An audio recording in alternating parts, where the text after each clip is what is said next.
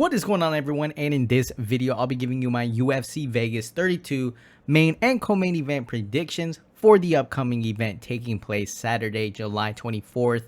Should be a solid main event. Really excited to see what TJ Dillashaw is going to be and then what we're going to get from Corey Sandhagen. But to quickly go over the previous event, we had Islam Makhachev defeating Thiago Moises by a submission in round number 4. Pretty solid performance, pretty dominant performance by Makhachev. Good thing to see him back in there. It's almost like Khabib's body went into Makhachev's, and he's gonna just get better with time and all that. And I think it's good that Makhachev has lost because he knows, he can definitely be finished. And we'll see where he goes from there. In the co-main event, we had Miesha Tate taking on Marion Reneau. Tate needed to win that fight if she wanted to get back in there. I mean, that's just common sense.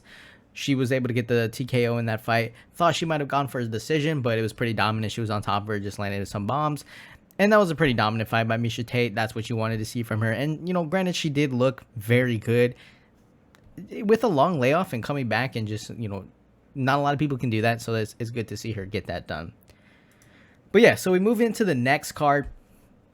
And this is one of those cards where, if you don't really know who anyone is, yeah, you're not going to really know who anyone is. But cards like these can still be very entertaining, like I've always preferenced. So with that being said, I'll go ahead, show you my picks, and then we'll talk about the co-main and the main event.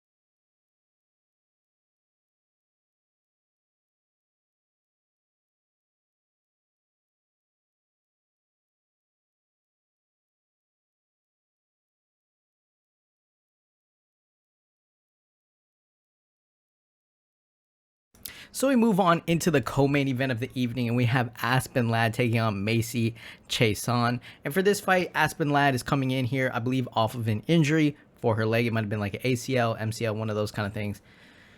And she's one of those fighters where in this fight she's a minus 200, so it's kind of expected for her to win. It's kind of she's pretty good favored in this fight. But that being said, obviously we have to see what she's going to come off looking like off the injury. But, most of the time I would say fighters come back and they kind of just get better. They know they got through their injury and it motivates them to get better. So I don't really expect too much, anything crazy. But, the leg injuries and all that can be questionable. But either way, Asena Lad, she's, I would say, probably going to try to grapple in this fight. Chiasson is going to be one of those fighters where she's probably not going to try to grapple, I would say.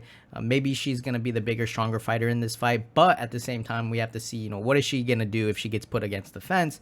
Is she going to get taken down? Is she going to be able to do anything when she gets taken down? Because regardless if Lad, keeps clinching and whatnot, she might not necessarily try to finish the fight. She might just put her against the fence and kind of work some things there, take her down, kind of work some things there.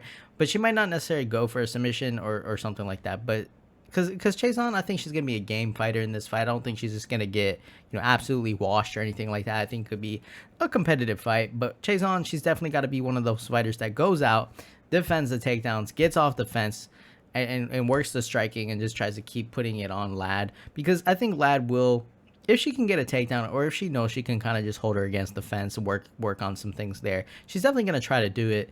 And maybe she does some striking, but I definitely think maybe Lad gets pieced up a little bit on the feet and then she just goes right to the working with the clinch and trying to take her down. And if she takes her down, I mean, I would hope she does look for a submission or some sort of finish just so she can, you're in the co-main event, show the people what you got.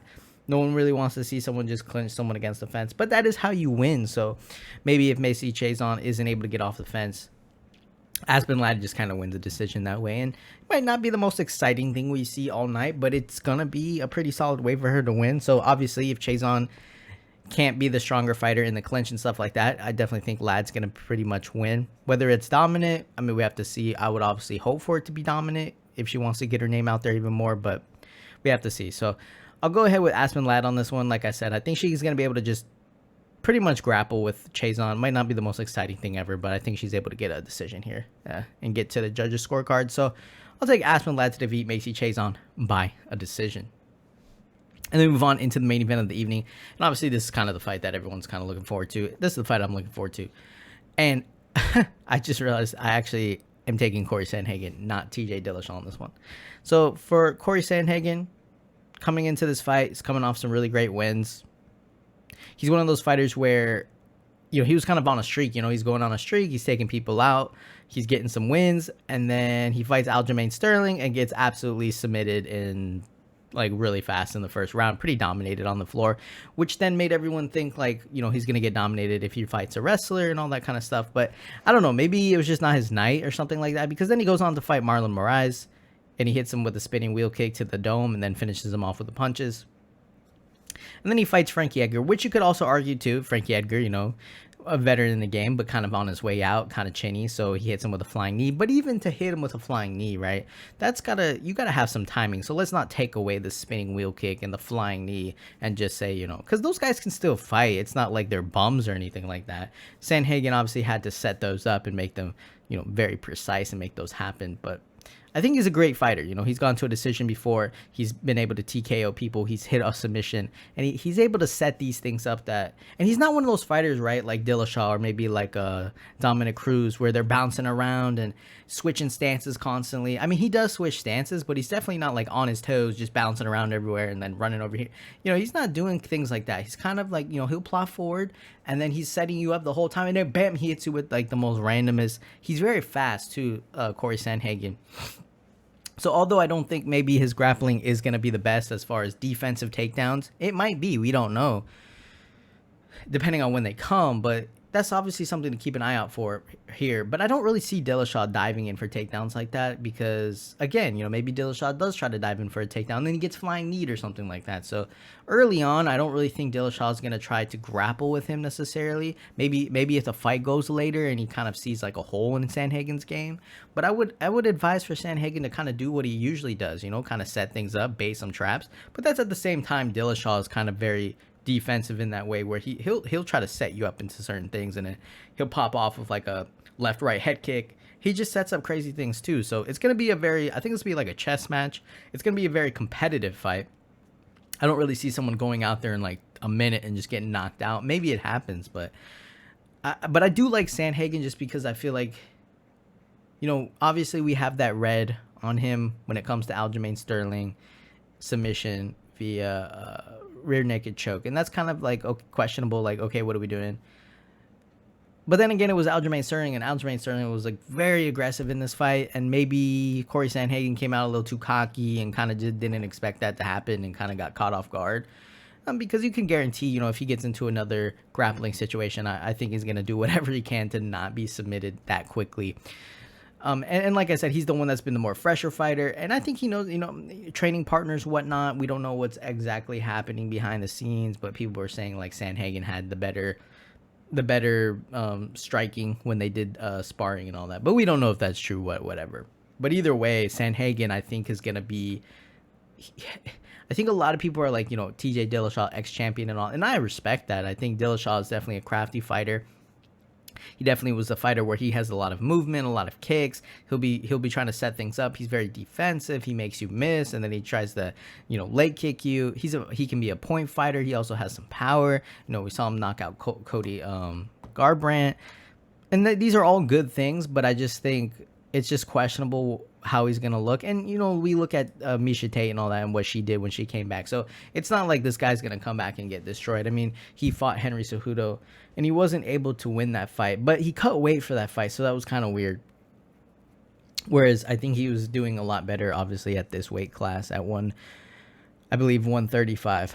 So with that being said, it's like, and he never really lost the title, so you can't really like dog Dillashaw for that. But the EPO and all that, like, was he on any of this stuff before? Was it just for the cardio so he could cut the weight? And then, but regardless of like whether or not he was on something, well, he was on something, but regardless if he was consistently being on something, I still think that Dillashaw, like I said, I think this is going to be a competitive fight. I don't think Dillashaw is going to get wiped out in like 10 seconds or anything like that. And I definitely think he can win a decision if he's able to kind of find a lot of holes in Sandhagen's game. And, Sandhagen's just, he's biting on all the traps Dillashaw's setting for him.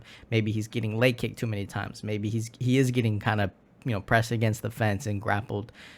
Who knows, right? But I do like Corey Sandhagen on this one just because I think, I think it's important that he is going to be fighting literally a champion that never really lost technically. And I think Corey Sandhagen, with how he's been knocking people out and how fast he is and how kind of good at setting up traps he is, I think he can win this fight. I just think, I don't look at Sandhagen and go, man, he's going to get knocked out here. I mean, he could, but I just really like what Sandhagen's doing. I think it's a really good look for him. And like I said, I think he can go 5 rounds too. I think both of these guys are going to probably be able to go 5 rounds. I don't think it's going to be one of those situations where anyone's gassing out or anything like that. I think Sandhagen's definitely coming in here. He knows what he's getting. He knows if he wins this fight, it's going to be pretty dominant. So, and it's going to be a really good boost for him. And he might who knows, right? Maybe he makes Dillashaw look silly for 5 rounds. We don't know, man. That's what sucks about some of these fights when these fighters don't fight for a while. We don't know what we're going to get. So it's like, I'm talking as if Dillashaw is going to come out and look like the old him, but he might look worse. He might look better. We really don't know. We really can only say what Corey Sandhagen's probably going to try to do. And he's going to probably try to set something up and be flashy and land something really good. But I think he's going to be patient about it. I don't think he's going to run out here like a crazy person. He knows Dillashaw is very crafty and very experienced. So I would hope for Corey Sandhagen to kind of maybe look at this fight and say, hey, let's go 5 rounds and see what we got. Let's basically fight as if we were fighting for the title. They got 5 rounds. So, but either way, I gotta go Corey Sandhagen. I think we can have. I just think we've seen more from Corey Sandhagen, and ever since he lost to Aljamain Sterling, whether or not you want to say Marlon Moraes is trash or Frankie Edgar's done and all that, I still think that's very impressive to do what he did versus like grappling, versus like winning 2 decisions against Marlon Moraes and Frankie Edgar. I think it's very interesting. That's what he did, and I think losing to Aljamain Sterling when he was on a pretty good win streak kind of made him think like, damn man, I really got to go out there. I got to be impressive. I got to win these fights. I can't be just getting submitted like that. So I think Sandhagen's going to win this fight. I wouldn't be surprised to see it go 5 rounds just because I think it could be one of those fights where it's like, everyone's trying to set up these traps and no one's biting on them or anything like that. But I'm going to go Corey Sandhagen on this one. Dillashaw, like I said, it's not like I'm just saying like he's trash or anything like that. I think he can definitely win too, but we just don't know. We don't know. But I like Corey Sandhagen just because I feel like he knows he has to win this. He has to be like the ex-champion. And if he does, it's going to put him in a great position. So I'm going to go Corey Sandhagen to defeat TJ Dillashaw. And I'm going to take him to win by a pretty scrappy, pretty chess match of a match. Corey Sandhagen to win by a decision. So with that being said, guys, that'll do it for my UFC Vegas 32 main and co-main event prediction. Not the best night of fights in my opinion when it comes to, I can't wait to look forward to one of these. Really what I'm looking forward to is that main event. Maybe Darren Elkins versus Derek Minor will be crazy or something like that. But Randy Costa versus Adrian Yanez, Julio Arce versus Andre Ewell. But, like I said, not the most exciting card on paper, but we'll see what happens in the main event. So thank you guys for watching. Thank you guys for coming back. Leave a like if you want to. Subscribe if you want to. Make sure you comment down below. Tell me who you're picking. What are we doing with that? And I'll see you guys in the next video.